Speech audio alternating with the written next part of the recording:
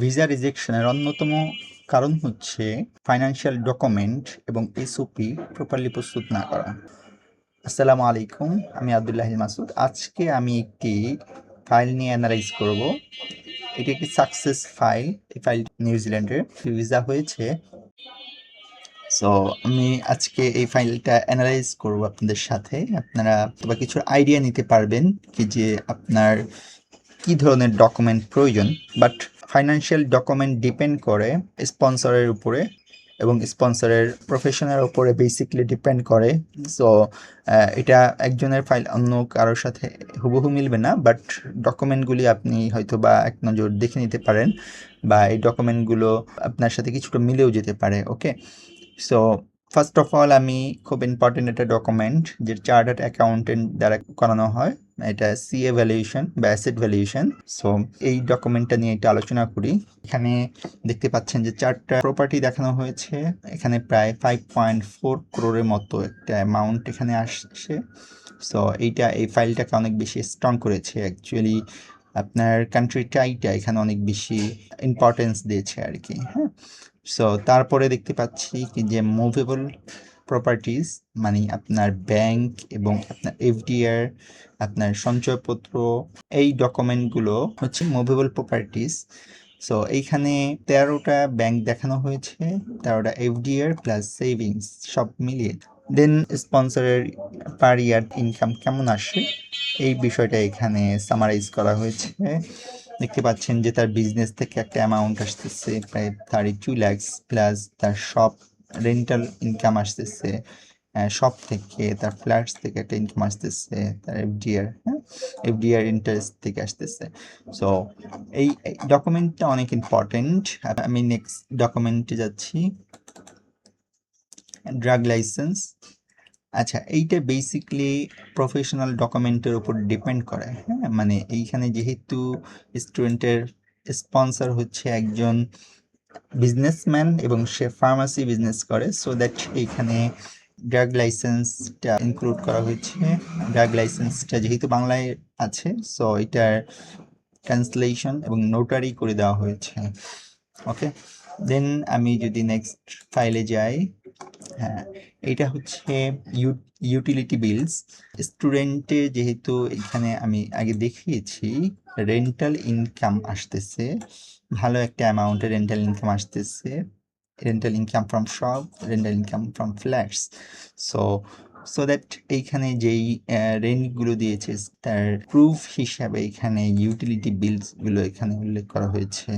So এখানে দেখতে পাচ্ছেন কি যে 12 পেজ, অর্থাৎ 6টা ইউটিলিটি বিলস এখানে দেওয়া হয়েছে এবং 6টারই ট্রান্সলেশন এবং নোটারি করে দেওয়া হয়েছে।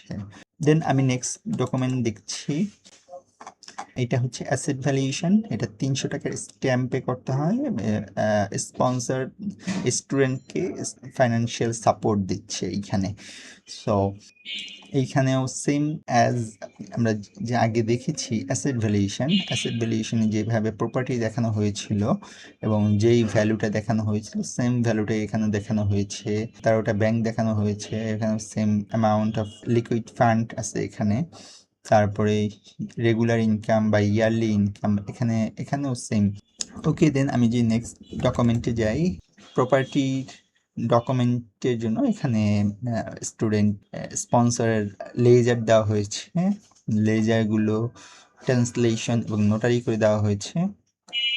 এখানে প্রায় 4টা লেজার আছে, মানে 4টা প্রপার্টি ট্রান্সলেশন এবং নোটারি করে দেওয়া হয়েছে।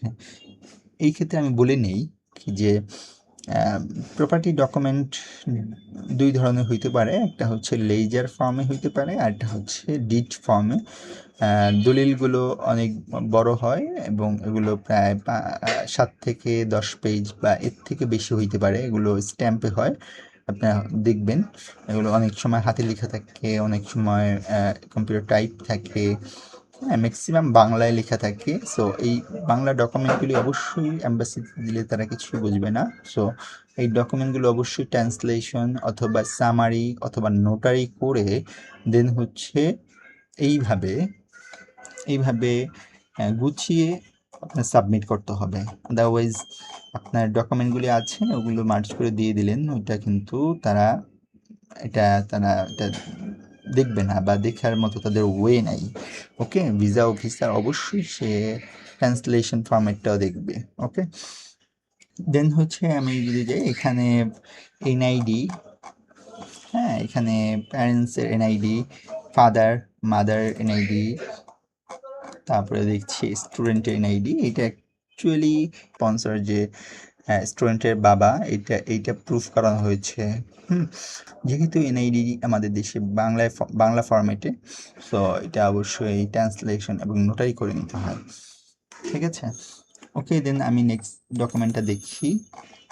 আমি আগেই বলেছিলাম কি যে রেন্টাল রিসিট, হ্যাঁ এটাও হচ্ছে রেন্টাল যেই ইনকামটা স্পন্সরে আসতেছে পার ইয়ার, সেটার একটা প্রুভেন ডকুমেন্ট। সো এটাও খুব ইম্পর্ট্যান্ট ডকুমেন্ট। এখানে 6টা রেন্টাল রিসিট দেওয়া হয়েছে, 6টার আবার 6 মান্থস, মানে 6টা টেনেন্টের 6 মান্থসের করে আপনার রেন্টাল রিসিট দেওয়া হয়েছে, যেমন নভেম্বর, ডিসেম্বর, জানুয়ারি, ফেব্রুয়ারি, মার্চ, এপ্রিল, এইভাবে 6 পেজেস এখানে আছে দেখুন। So shop rental agreement, shop rental agreement আমরা দেখেছিলাম কি যে অ্যাসেট ভ্যালুয়েশন এবং ফাইন্যান্সিয়াল ডিক্লারেশনে দেখেছিলাম কি যে rental income from shop.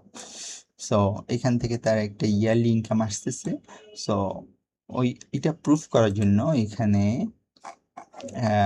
Shop rental agreement, দোকান ভাড়া চুক্তিপত্র, এই ডকুমেন্টটা প্রোভাইড করা হয়েছে এবং এইটা সামারি এবং নোটারি করে দেওয়া হয়েছে।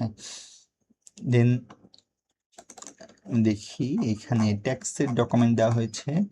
এটা হচ্ছে ট্যাক্স সার্টিফিকেট, এখানে 25-26, 24-25 এবং 23-24, অর্থাৎ লাস্ট 3 ইয়ার্সের ট্যাক্স সার্টিফিকেট এই ফাইলের সাথে দেওয়া হয়েছে। সো প্লাস ট্যাক্স রিটার্ন হচ্ছে আপনার একটা ফিসক্যাল ইয়ারের মধ্যে আপনার যত ধরনের ইনকাম, এক্সপেন্স, ট্যাক্স কি পরিমাণ আসছে, কথায় আপনার ফাইন্যান্সিয়াল সব কিছু। সো এইখানে 3 বছরের আপনার রিটার্ন দেওয়া হয়েছে। আসলে আপনি ট্যাক্স সার্টিফিকেট যেটা, এটা কিন্তু আপনি ট্যাক্স রিটার্ন সাবমিট করার পরেই আপনি পাবেন ট্যাক্স সার্টিফিকেট, আদারওয়াইজ আপনি ট্যাক্স সার্টিফিকেট পাবেন না। ঠিক আছে, সো ট্যাক্স সার্টিফিকেট যেহেতু দিতে হচ্ছে, সো ট্যাক্স রিটার্ন অবশ্যই আপনার দিতে হবে। হ্যাঁ, সো এখানে আমরা দেখছি কি যে 1 বছরের এখানে প্রায় 10 পেজেসের মধ্যে আপনার সব কিছু এখানে আপনার উল্লেখ থাকবে আর কি। ঠিক আছে, এখানে আমরা দেখি 24-25,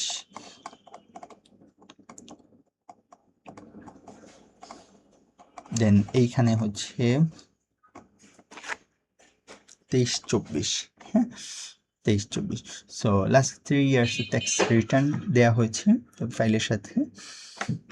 সো এরপরে যদি আমরা দেখি ট্রেড লাইসেন্স, অবশ্যই এটা খুব ইম্পর্ট্যান্ট ডকুমেন্ট। এটা হচ্ছে স্পন্সরের প্রফেশনাল ডকুমেন্ট বা তার বিজনেসের খুব ইম্পর্টেন্ট ডকুমেন্ট, মানে পারমিশন। সো সে যে বিজনেস করে তার যে ট্রেড লাইসেন্স আছে, সেই ট্রেড লাইসেন্সটা আপনার বাংলা ফরম্যাটে ছিল, এটা ট্রান্সলেশন এবং নোটারি করে দেন হচ্ছে অ্যাটাচ করে দেওয়া হয়েছে। তারপরে তার 3 ইয়ার্সের ট্রেড লাইসেন্স ট্রান্সলেশন এবং নোটারি করে দেওয়া হয়েছে। সো আপনার স্পন্সরের যদি বিজনেস অনেক বছরের থাকে, মানে অনেক বছর আগে থেকে সে বিজনেস করতেছে, এস্টাবলিশ বিজনেসম্যান, এই ক্ষেত্রে আপনি ট্রাই করবেন 1 বছরের না দিয়ে 2 থেকে 3 বছরের ট্রেড লাইসেন্স দেওয়ার, তাহলে আপনার ফাইলটা অনেক বেশি স্ট্রং হবে। সো এই ফাইলটা নিয়ে আপনার সাথে আলোচনা করলাম। এটা একটা ভিসা গ্রান্টেড ফাইল। এই ফাইলটা ভিসা হয়েছে খুব রিসেন্ট, নিউজিল্যান্ডের ভিসা হয়েছে। সো অবশ্যই আমি আগেই বলেছি যে এই ডকুমেন্ট যে আপনার ডকুমেন্টের সাথে আপনার প্রোফাইলের সাথে হুবহু মিলে যাবে এমন না। এক এক একজন স্টুডেন্ট বা একজন অ্যাপ্লিক্যান্টের ডকুমেন্ট এক এক রকম হবে, এটা ডিপেন্ড করবে তার স্পন্সরের প্রফেশনের উপরে।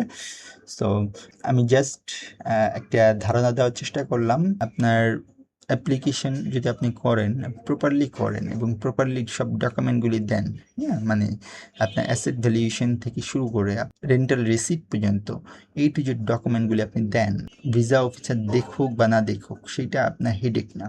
আপনার হেডেক হচ্ছে আপনি প্রপারলি আপনার ডকুমেন্টটা আপনি সাবমিট করেছেন, দেন আপনার ভিসা হইতেও পারে নাও হইতেও পারে। এখানে আমি বলছি না কি যে আপনি এই ডকুমেন্টগুলি দিলে আপনার ভিসা 100% হবে, বাট আপনি যদি এই ডকুমেন্টগুলো দেন, দেন হচ্ছে আপনি আপনার ভিসা রিজেক্টও হয়, দেন আপনি অ্যাপিল করতে পারবেন।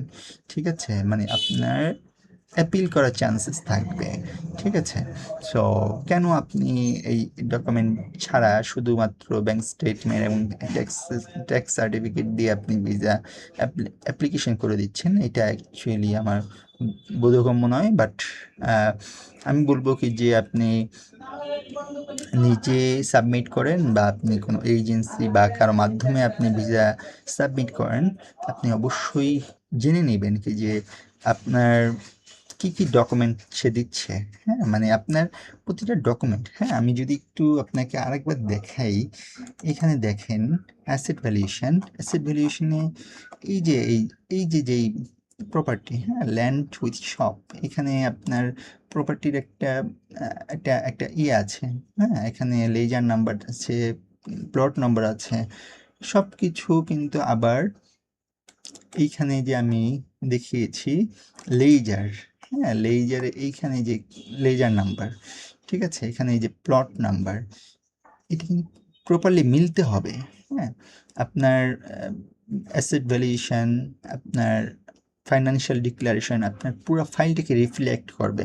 আপনার এখানে যদি ভুলভাল থাকে, আপনার লেজার নাম্বার এখানে আছে একটা, আপনার ওই অ্যাসেট ভ্যালুয়েশন আছে আরেকটা, তখন কিন্তু এইটা আপনার মানে তারা ভাববে এটা ফেক ডকুমেন্ট। সো এই বিষয়গুলো আপনি একটু মাথায় রাখার ট্রাই করবেন। আপনি আপনি ধরেন ফাইল সাবমিশনের আগে আপনি একটু ফাইলগুলো কী কী ডকুমেন্ট আপনার এজেন্ট বা আপনি কোনো কেউ আপনি দিচ্ছে, এই বিষয়গুলো আপনি অবগত থাকবেন। এবং দিন হচ্ছে আপনি অবশ্যই ডকুমেন্টগুলো প্রপারলি, একটা ডকুমেন্টের সাথে অন্য ডকুমেন্টগুলো প্রপারলি ম্যাচ করছে কি না এই বিষয়গুলো আপনি বোঝার ট্রাই করবেন, দেন হচ্ছে আপনি ফাইল সাবমিট করবেন। ঠিক আছে, আপনার যে কোনো ফার্স্ট ওয়ার্ল্ডের কান্ট্রিতে আপনি ভিসা সাবমিট করার জন্যই কিন্তু আপনার হিউজ পরিমাণ একটা অ্যামাউন্ট ভিসা ফিস দিতে হয়। আপনি হয়তো বা জানেন কি যে অস্ট্রেলিয়ার এখন বর্তমান ভিসা ফি হচ্ছে 2,500 AUD। হ্যাঁ, দ্যাট মিনস বাংলাদেশে 2 লাখ টাকা প্লাস। সো আপনি 2 লাখ টাকা প্লাস দিয়ে আপনি ভিসা সাবমিট করছেন, এটা কিন্তু রিফান্ডেবল না। হ্যাঁ, এটা আপনি পেমেন্ট করছেন, আপনার ভিসা রিজেক্ট হইলে কিন্তু আপনি মানে এই টাকাটা আপনি রিফান্ডও পাচ্ছেন না।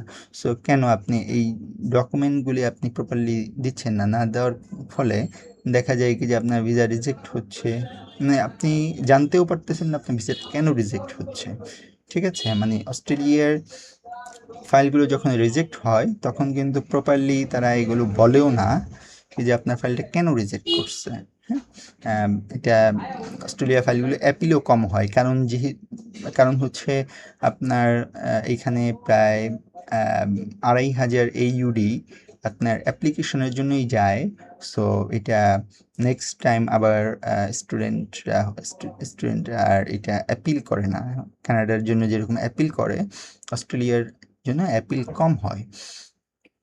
সো এটা আপনি তো ডিরেক্ট ভিসা অফিসারের সাথে আপনি কথা বলতে পারছেন না। সো আপনি বিষয়টাও জানতে পারবেন না কি যে আপনার ভিসাটা কেন রিজেক্ট হয়েছে বা এটার রিজনটা কি অ্যাকচুয়ালি।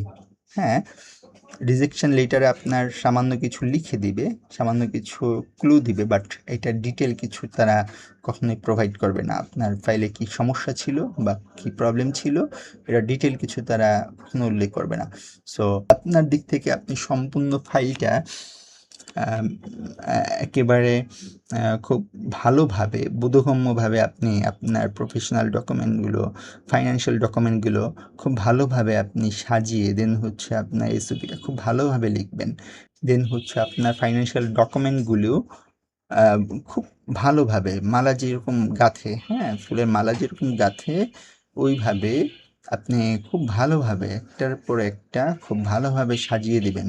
যাতে আপনার একটা ডকুমেন্ট অন্য আরেকটা ডকুমেন্টকে চ্যালেঞ্জ করতে না পারে। যেমন আপনাকে আমি দেখিয়েছি যে আম লেইজারে যেই নাম্বারগুলো আছে এইটা যদি আপনি ফাইন্যান্সিয়াল এফিডেভিট বা অ্যাসেট ভ্যালুয়েশনে আপনি ভুল দেন তাহলে কিন্তু আপনার এই জিনিসটা প্রপারলি হইল না, হ্যাঁ?